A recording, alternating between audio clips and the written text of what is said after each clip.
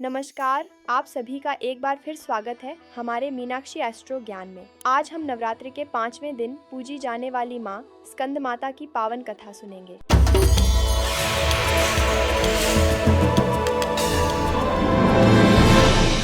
नवरात्रि के इस दिन माँ स्कंद माता की आराधना की जाती है। मान्यता है कि उनकी पूजा से भक्तों की सभी मनोकामनाएं पूर्ण होती हैं, शत्रुओं पर विजय मिलती है और निसंतान दंपतियों को संतान सुख की प्राप्ति होती है। माँ स्कंद माता माँ दुर्गा का 5वां स्वरूप हैं। उनकी गोद में भगवान कार्तिकेय विराजमान हैं, जिन्हें स्कंद कुमार भी कहा जाता है। इसीलिए उन्हें स्कंद माता कहा जाता है। माँ स्कंद माता 4 भुजाओं वाली हैं और सिंह पर सवार होती हैं। एक हाथ में कमल पुष्प और दूसरे हाथ में वे अपने पुत्र स्कंद कुमार को थामे रहती हैं। पौराणिक कथा के अनुसार तारकासुर नाम का एक अत्याचारी राक्षस था, जिसका वध केवल भगवान शिव के पुत्र द्वारा ही संभव था। माँ पार्वती ने अपने पुत्र कार्तिकेय को युद्ध के लिए तैयार किया और उनकी परीक्षा ली। जब वे सफल हुए, तब उन्होंने स्कंद माता का रूप धारण किया।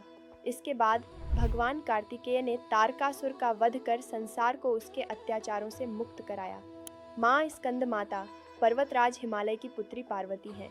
इन्हें महेश्वरी और गौरी नामों से भी जाना जाता है। माँ को अपने पुत्र से अत्यंत प्रेम है, इसलिए उन्हें उनके पुत्र के नाम से पुकारा जाना प्रिय लगता है।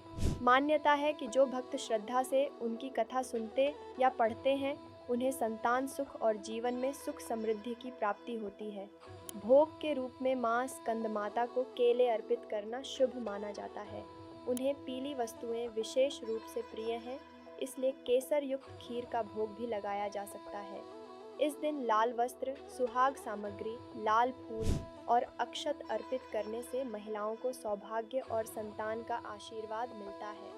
इसके साथ ही 5 कन्याओं और 5 बालकों को खीर और मिठाई खिलाने से माँ भगवती अत्यंत प्रसन्न होती हैं।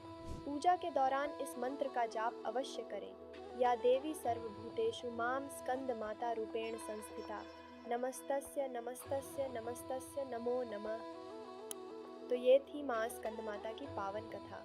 आपको ये कथा कैसी लगी, कमेंट करके ज़रूर बताएं। और ऐसे ही धार्मिक ज्ञान के लिए हमारे चैनल मीनाक्षी एस्ट्रो ज्ञान को सब्सक्राइब करना ना भूलें। धन्यवाद।